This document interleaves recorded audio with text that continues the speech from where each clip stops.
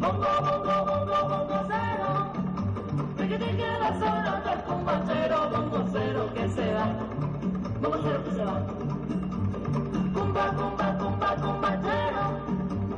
Bongo, bongo, bongo, bongo cero. Riquitín que la zona del cumbachero. Bongo cero que se va. Bongo cero que se va. Y suena así el tambor. Riquitín. Y vuelve a repicar. Cumba, cumba, cumba, cumbachero. Bongo, bongo, bongo, bongo cero. Riquitín que la zona del cumbachero. Bongo cero que se va.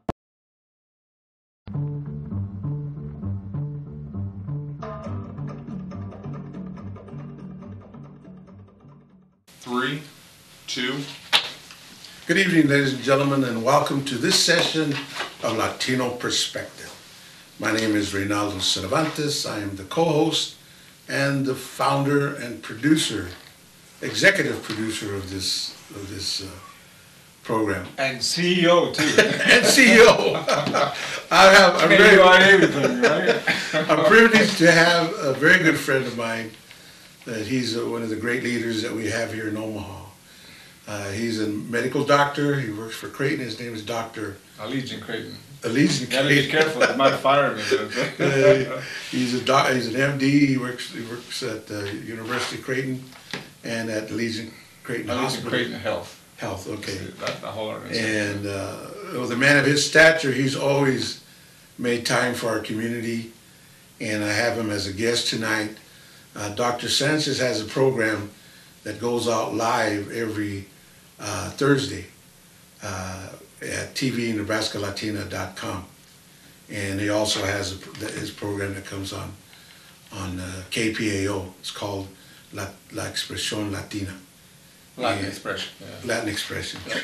And so he's been nice enough to be my guest tonight so we can talk about some current events that are happening out there dealing with immigration and the issues in South America and what have you, and Central America and the impact that it's having on immigration issues here in the United States. Today is June 12th, 2014, and there's some significant issues that are happening. Of course, we did mention when the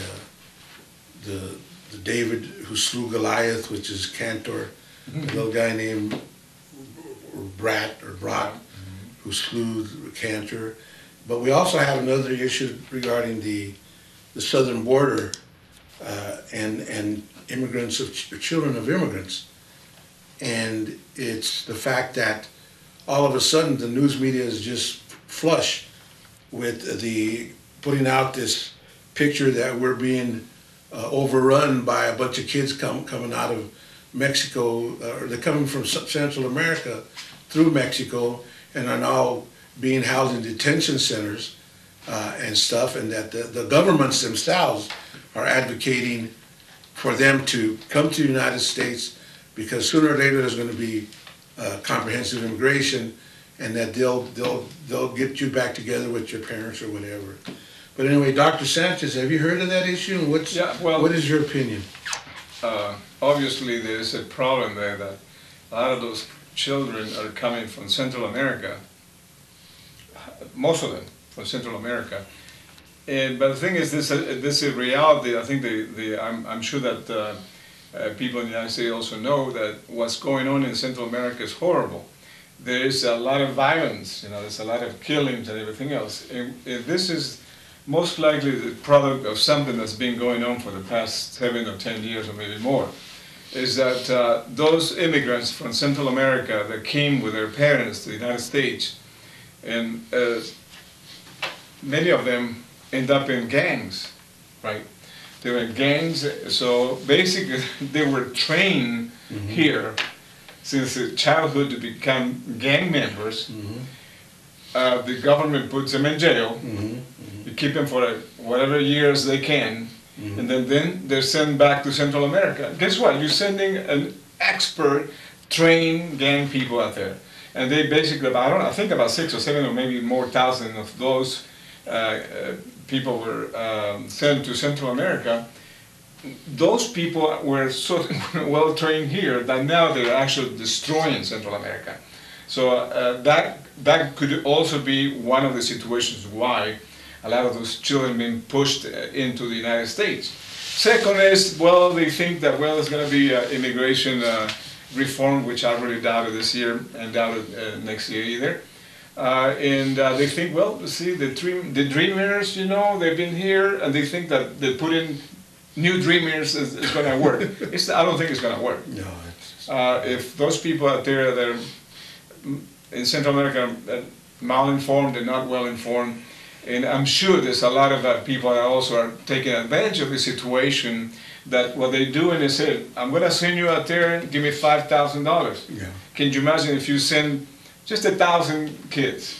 Yeah. $5,000, how much money can you actually make? See? So that, I'm sure that someone is making money on this stuff. There's misinformation, and actually you get all these people on southern border, and then you have the political situation here. Obviously, oh my God, they're invading us. You know, they're going to use that as politics.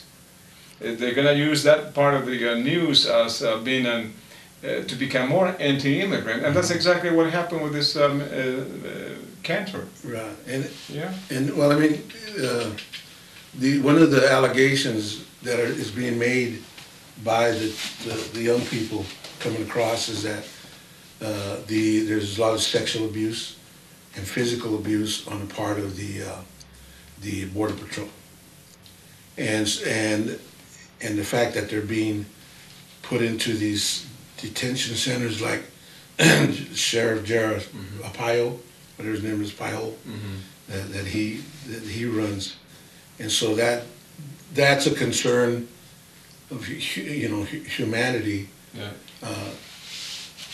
and that's an aspect that's beyond the politics, where we have to be aware of that, and we have to champion or investigate those allegations, while at the same time trying to pay attention to the politics. And I agree with you 100% with the fact that they're taking young gangsters or whatever, who are, even if they've been put into jail here, the fact of the matter is that if you're a criminal and you get sent to prison, you learn how to be a better criminal in prison. Sure. And then when you come out, you know how to be a better... Jail is the best university of crime. Yes, I mean, and so with the scenario that you're building is the fact that these young Central American gang members, because we're now tight for space in our prison systems, they're taking them and dumping them back into the Central American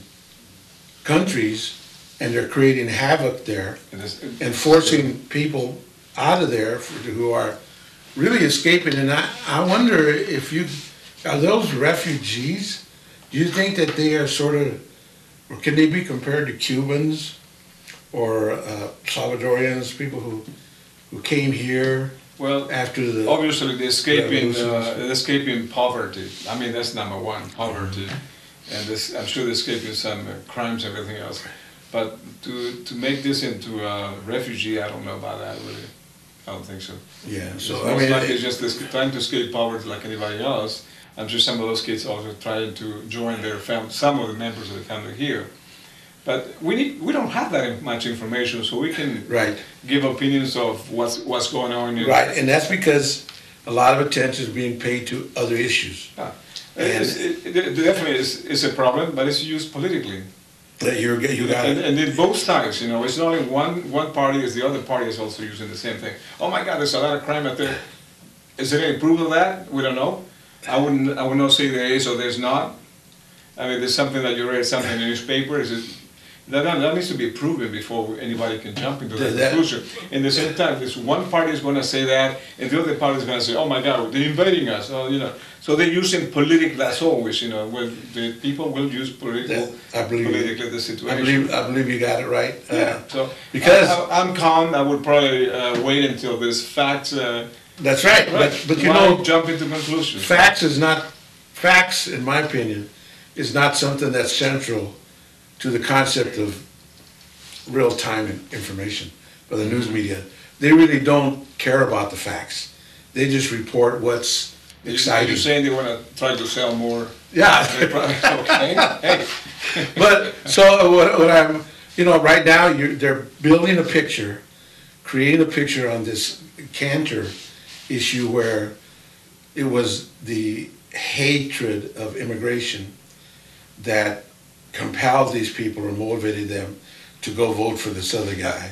Well, that's politics. I mean, the thing is, every political group has a base, right? Those people that really, truly believe on their party's ideology, right? Right. And midterm, who do you think are going to be voting? Those people that really, truly believe on the ideology of the party, they'll be coming. And how are you going to do that? Hey, they're invading the country. They're coming. And they're, good point. Yeah, they're coming. So they're not only do something. And guess what? CANTOR, he was trying to do something on immigration. He shouldn't be there. Right. It's political. Come on. Well, not only that, that supports what I'm saying is that the picture that this mainstream media, which I call corrupt mainstream media is painting, is on one hand you see, nobody wants immigration. This guy got toppled, and we have all of these people coming across the border. We're being inundated. Oh my gosh! Yeah, and that's gonna. Then the other party takes pictures of those children out there, and they make a lot of different things. Crimes, everything else. But it's again politics again. But you hit on something that's very true, and that is that the midterm elections usually favor the party that's not in the White House, out of power, so to speak. And you're going to have lower. Besides turnout. that, it also favors those people in those parties, the bases that really truly believe in the ideology. Right. Those are the ones that are going to get up at 5 o'clock or 5:30 in the morning with their cup of coffee and be voting for it. That's right. And another Joe somewhere out there, forget, I'm not going to vote there. I always wait until I vote for the presidential or something. But follow my train of thought now.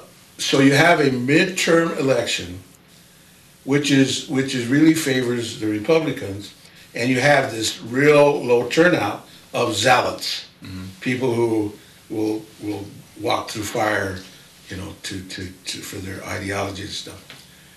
So now, that has always proven to be a benefit to the party that's out of power. But what this thing did was destroy that myth, because a quote-unquote Tea Party person toppled,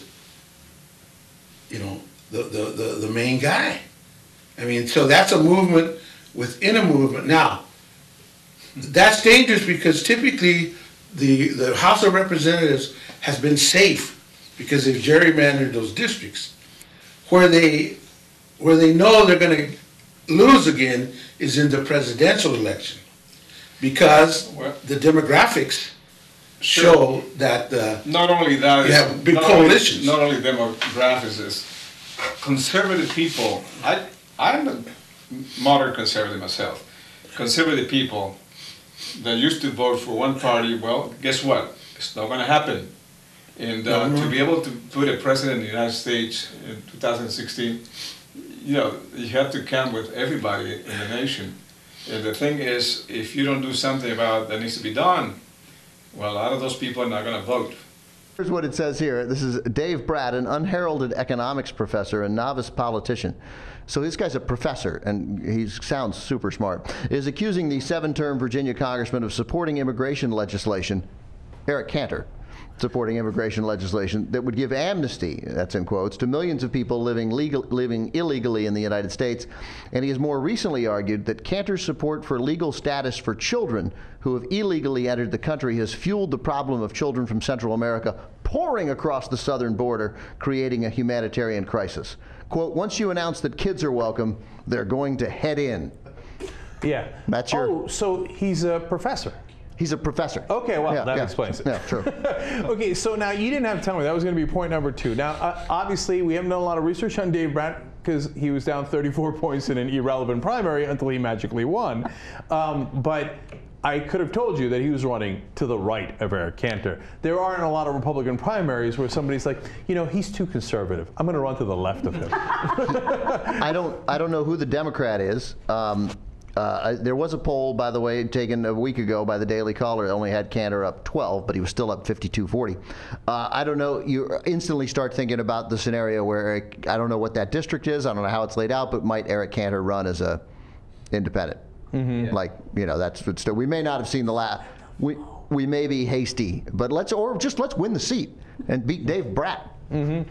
Well, it turns out Bratt's stronger than you thought. Yeah, so totally. Yeah. I wouldn't underestimate that, Bratt. Yeah. Okay. I know what you're thinking. That guy's Bratt worst. Thank you. Thank you. You know, on a story where Eric Cantor should have gotten this, somehow I wind up with the pick. Cantor? Well, yeah. Well, I think we were talking about Cantor, and you know what happened. If you want to, we can analyze the reason why Cantor lost. To me, I think there's different. There's not only one thing that happened. It's several things. But one thing, like you say, you were giving an example. We were previously talking about this. There's another candidate, a senator that was it? Graham? Yeah, he won like what, 60% or so? 60%. And he's also trying to make, perhaps, in a way, to try to fix immigration. Right. And the question, why did he win and why this man lost? Mm-hmm. The thing is, the other situation is that, what's his name? I'm sorry. Graham? No, yeah, it was first name. Kind of Oh, Cantor? No, the other senator we're talking Graham, about. Senator Graham. Okay. He was actively working on his re-election. He was with the people. He was in the community. What Cantor did is forget it. Washington. You know, he thought that he was so cool that he said he was going to go out there and run and just win. Well, you just hit the magic word. Yeah, you have Washington. Yeah, and that's And it. you've Another said, thing. and you've also said oligarchy. I didn't say oligarchy, but you No, said but it. you in the past you've said oligarchy. Yeah, we're talking about that. But in this case, Cantor was actually in Washington. He was not directly involved with his heart, basically, let's put it that way, to become reelected. But He thought he was going to because someone within this party told him, you know what, you're ahead of the other guy by, I think, 10% or something. Oh, you're 30%. Or 30%. 30 points. So he said, oh, hey, I put money here, now I can win. Well, wrong. You got to go back to the community, you got to back to the bases and talk to them and tell them why you need to be reelected. And he didn't do that, plus the immigration things that they put against him, that's why he lost. But, well, that's true, Dr. Sanchez, and I agree that all those things have to be considered. The one thing that I'm also considering, personally, is the fact that people believe that we are an oligarchy. And that we have to do whatever we have to do to get the people that are in power today who answer to the money changers out of power. Like, you know, everything has changed. No, but how much money did Cantor have? I think, I'm not. 5 million. I think about a few million. Yeah. 5 million. And the person that actually was Brad? won, Brad, 200,000. I think something like that. So But the thing I is, mean, he had people working with him. no, but I understand. But Yeah. but the thing is, I believe that Not that- always money wins. right, and the fact that people have felt that when you get even though you've used them and their ideology for years, they're loyal, they go out, they're committed, they go out and they vote. Yeah. And they're the same people who say, you know, you've used me for the last time. Because no matter how I voted for you, you don't even come into our communities. You never do anything that's right for us. So But a look- pox on all your house. So look, Cantor, the beauty of this is, regardless of who won, was it the Tea Party or what, the beauty of this is true democracy. That's right. That's right. When this man, Cantor, was basically ignored his community, right? Yeah. So guess what? The people noticed that and they vote him out. That's Okay, now, I'll give you an example. If you got one of those guys running for the House of Representatives in Texas, where they gerrymander, where they redistrict certain areas, man. And I read about it. They did a job in such a way that their district, 80% of them vote for them, or they believe in their party. Yeah, gerrymandering. Tell me, this guy goes to Washington, right? He doesn't do anything except block everything. Right. Now, if in this district there was a 50-50 balance, he will be voted out, right? Yeah, he got voted And out. he didn't. I'm talking about in Texas. Oh, I think it's La Cruz or Oh, yeah. people. You're talking about You know what? different- Because they did redistrict that area where they're from, where the people that think like them is about 80%. How can they be voted out? No. He can do anything because he knows when he goes back home, people will vote 75 or 80% vote for him. that's the way it used That's to be. the way it is right now in Texas. I'm saying that, well, and what the shot across the bow and the shot heard around the world is the fact that nobody's safe. That if this action was a metaphor for what can happen through. Well, in this situation, I would say the reason is different than what's maybe perhaps in Texas. But the thing is because within the Republican Party, there's basically two parties in one. You have the what do you call the all Republicans, and you have the You have the progressives and you have the the progressive Republicans are the ones that actually were there to govern. They know how to govern. Meaning govern is because I can talk to you. Hey, dude, you know what? You can't get 100%, but at least do this and I'll get this, and then we're okay. Because we all in this country. You know, but the other group is like, it's my way or the highway, dude, right? My way. If you don't vote for me, sorry. That's the way it was. So right now the Republican Party, there's two movements right there. Let's look. The ones that can actually know how to govern, and the other one that knows how to block. Right. Okay, and that's exactly that's true. And they want to take over. See, and they're trying to take over. And there's a fight in there. Well, but so that's why it was a little different than Texas and some other place, because CANTOR was in that situation that he got not only the Democratic Party but also the Tea Party within his party and what you're describing is a libertarian philosophy, but let's take the local race here between Lee Terry and Ashford and this other person, Maxwell. Yeah. Maxwell, who wants to, Chip Maxwell, who's going to want to come in as a write-in candidate. See, I heard about it. But no, but the thing here is that Lee Terry almost got beat by a person like this Brat guy. Lee Terry had $1 million war chest. The other, Fry, the guy who challenged him as a Tea Party, he only lost by 6 points. Yeah. So now the question is, why? Is it because they're tired of the incumbency? They're tired now, and that's what has people afraid.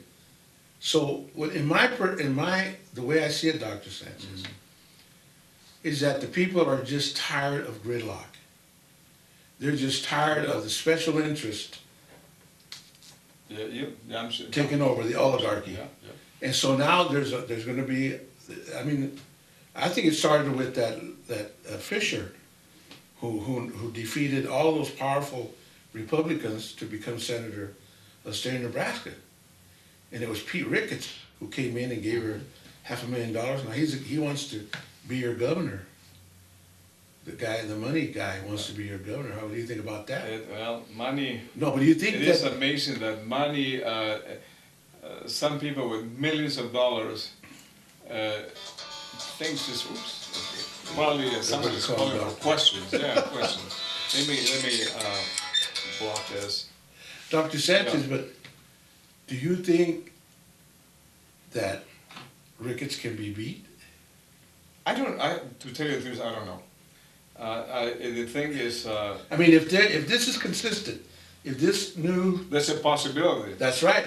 There is a possibility. Because he represents the oligarchy. Yeah. Yeah, And I there's think a people are possibility. tired, I think that's where you're gonna, I believe that there's gonna be a massive, massive turnout, and they're gonna turn these people out and take their country back. And that's good. That's beautiful, because that's democracy. You're holding people accountable. And anybody who goes in there can't.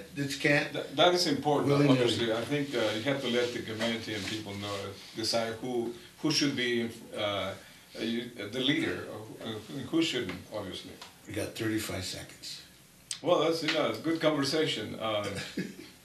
It is amazing that things in politics has changed a lot, specifically the money situation. It is amazing somebody with millions of dollars have more power than my single vote. Yeah, I mean, To me, that's not democracy anymore. well, this is good to see. I hope this thing is not just a one-off, or isolated incident. So I want to thank you, Dr. Sanchez, for coming. I look forward to more programs with you. Okay. Good luck to your program. So until we meet again, adios, everybody.